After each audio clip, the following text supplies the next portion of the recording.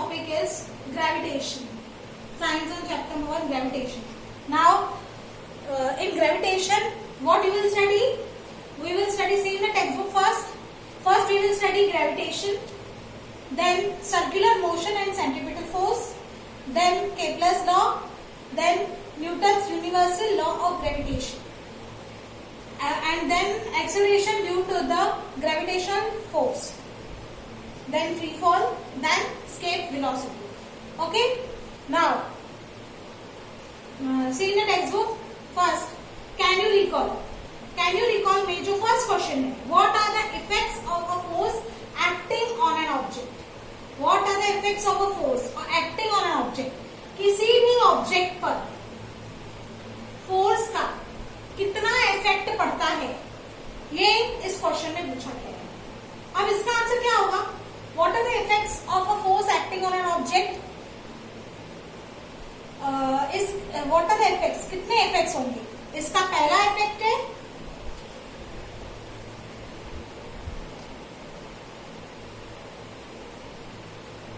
shape or size of an object. Shape or size of an object. It changes with the shape or size of an object. When you throw a ball, when you throw a rubber ball, what? Or you press it the rubber ball, its shape changes or not? It changes. Okay. Second one is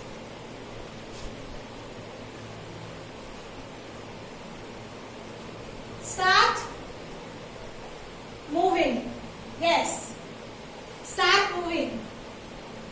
अब देखो, एक ball पड़ा है, जब तक आप उसको kick नहीं करोगे या पुश नहीं करोगे, वो गिरेगा, वो जाएगा, वो नहीं जाएगा.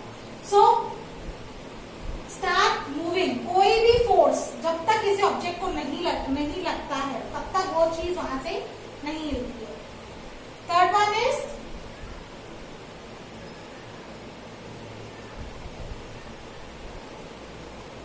it may stop moving. It may stop moving.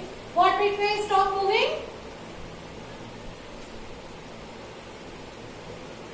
चलो, अब मैं बाइसाइकिल मूव कर रहे हैं, जब तक when you apply the brakes, it will stop. So force का थर्ड इफेक्ट कौन सा है? It will stop moving.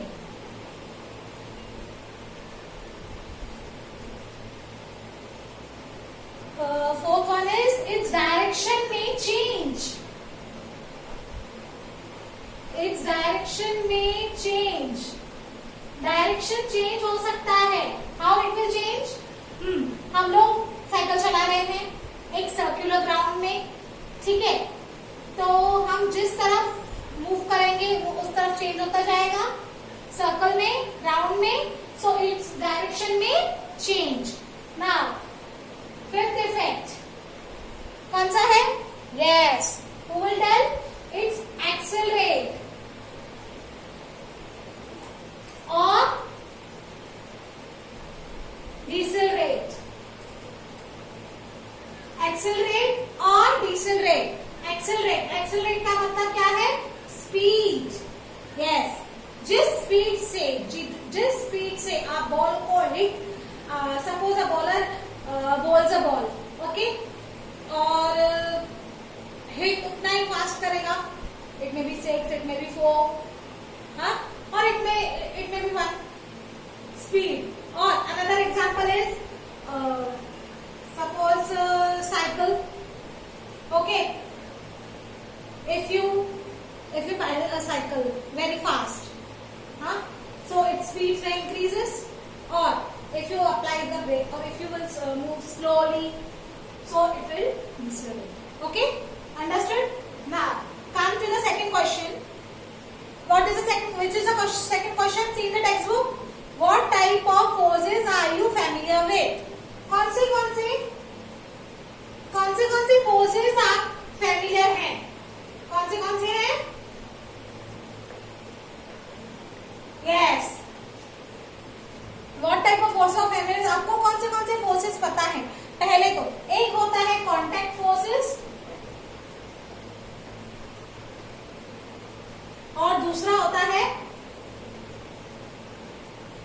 action force which change in the direction. Action at a distance force. Action at a distance force. These are two forces. In that, first one is contact forces. Contact forces में कौन से आते हैं? Yes, contact forces वो forces है जिसमें मतलब कोई ऑब्जेक्ट लगता है, कोई चीज मतलब कि जैसे first one is frictional force. Frictional force क्या है? फ्रिक्शनल फोर्स क्या है? पहले हम लोग मूव करते हैं साइकिल को, ठीक है, साइकिल हमने पैडल चलाया, जो फोर्स ऑपोजिट में आता है दैट इज फ्रिक्शन फोर्स. जो उसके ऑपोजिट में फोर्स आता है वो फ्रिक्शन फोर्स है. और हम लोग साइकिल को ग्रीस करते हैं, क्यों करते हैं? ताकि वो फ्रिक्शन फोर्स लेस हो, वो पीछे की तरफ ना मुड़े. Second one is applied force. Second one is applied force. Applied force क्या है? When you apply the force on an object, that is applied force. Yes, applied force क्या है? जैसे push the table. Okay, that is applied force. Third one is yes, normal force. Yes, suppose a book is kept on the table. वो table पर जोर लग रहा है, वो टेबल पर फोर्स लग रहा है, that is normal force. Now, fourth one is tension force. What is tension force? ये टेंशन फोर्स क्या है? हमने तो कभी नहीं सीखा, लेकिन टेंशन फोर्स क्या है? Yes, दो ऐसे पोल्स हैं, हमने उसके ऊपर ऐसे रस्सी बांधी विथ रोप और net, that is tension force. ये क्या है? Tension force. Now fifth one is spring force.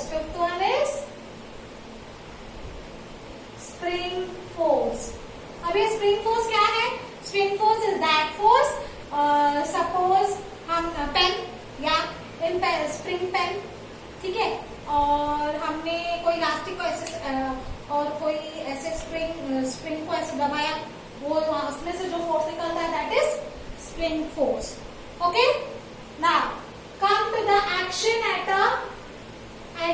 A distance force. Now ठीक है, in that first force is gravitational force. Gravitational force is that force which is between the earth and the moon. Okay, next, first one is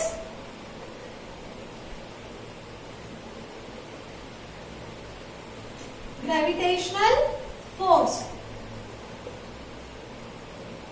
Second one is yes, electrical force.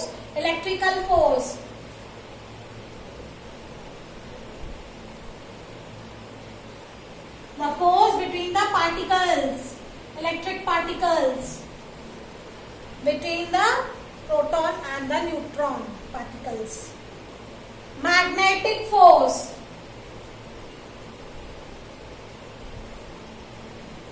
ये वो force है जो दो magnets के बीच में होता है, और two magnets attract and repel each other. You know very well. Okay, now coming to the textbook. Third question. What do you know about the gravitational force?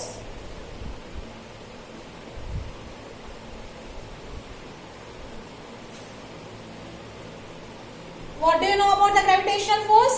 Yeah, we have seen, हम लोग ने पहले के standards में देखा है कि gravitational universal force है. वो यूनिवर्सल फोर्स क्यों है यूनिवर्सल फोर्स? ये वो फोर्स है, it is not in between the earth and the object, but it is all for the universe. सबके लिए है, सबके लिए. अभी हम लोग पढ़ेंगे कि फोर्स कैसे डिस्कवर हुआ. Let us now gravitational force कैसे डिस्कवर हुआ.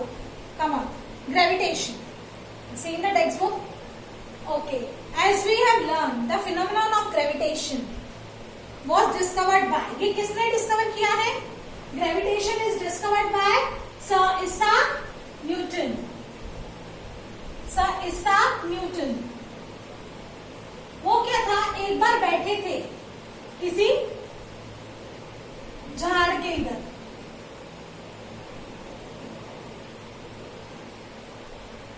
किसी झाड़ के नीचे बैठे थे, ठीक है।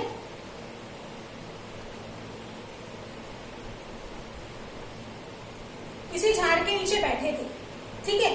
तो क्या हुआ, उनके सर पर एक एप्पल गिरा, एक एप्पल गिरा। तो वो एप्पल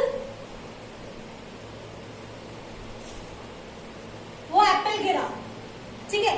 तो क्या हुआ, जब वो एप्पल गिरा तो सर इसाक न्यूटन ने ये सोचा कि ये ऐसे सीधे क्यों गिरा है, ये ऐसे एंगल में क्यों नहीं गिरा है। ये क्वेश्चन अराइज हुआ था सर इसाक न्यूटन के ब्रेन में। सो अभी हम लोग पढ़ेंगे, देखो आप टेक्स्ट में, as we have learn the phenomenon of gravitation was formed by sir Isaac Newton, as the story goes, they discovered the force by seeing an apple fall from a tree on the ground. He wondered why all apples fall vertically downward, why it is not on angle to the vertical, why do they not fly off in a horizontal. ये Apple यहाँ क्यों नहीं गिरता है, ये question arise हुआ था। तो आफ्टर मच थॉट, बहुत सोचने के बाद, हाँ, he came to the conclusion that the earth must be attracting the apple towards itself. अर्थ जो है वो एप्पल को अट्रैक्ट कर रही है, अर्थ जो है वो क्या कर रही है, एप्पल को अट्रैक्ट कर रही है, ठीक है।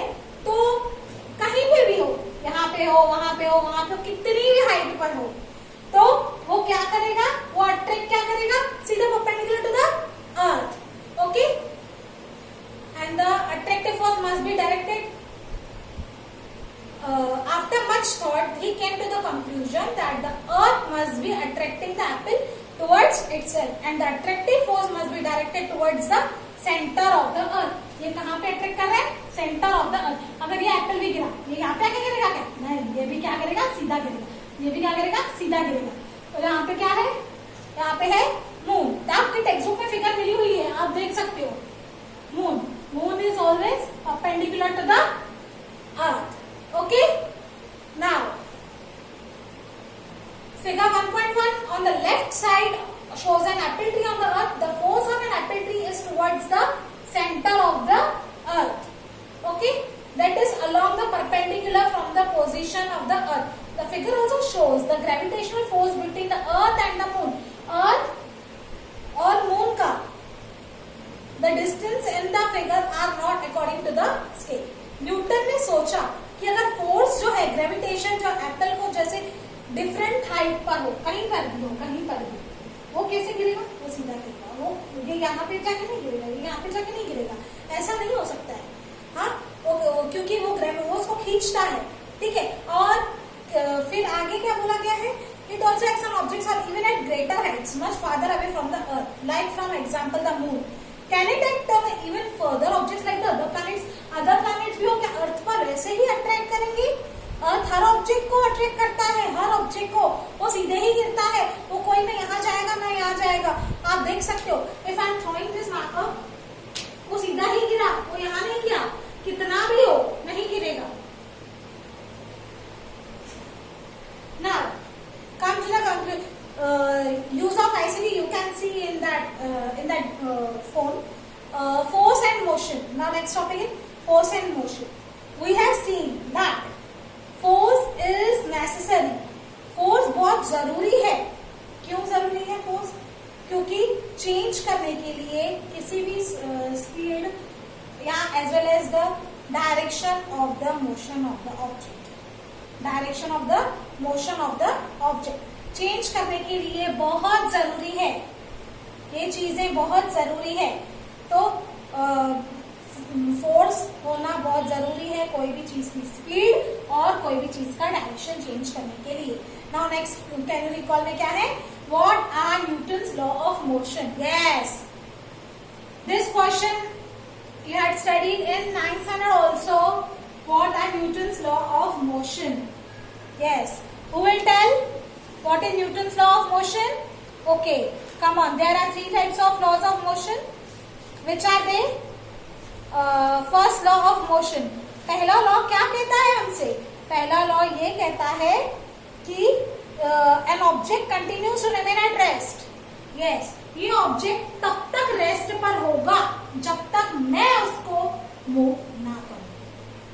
जब तक मैं उसको मूव ना करूं तब तक वो स्टेट पर ही रहेगा. ठीक है. Newton second law of motion क्या कहता है? Newton second law of motion ये कहता है कि the rate of change of momentum, yes, the rate of change of momentum, जितना फोर्स उतनी speed, force is equals to mass into acceleration. That is second law of motion. Third law of motion, yes, every action has an equal and opposite reaction. Yes, throw a ball, you will get return it. Throw a ball, okay, you will get return it. Or jump a ball, you will get again. Okay, so what is that? What is that? Every action force has an equal and opposite reaction force which acts simultaneously. Okay, with this page number 1 of the gravitation chapter completed. We will continue with the next lecture on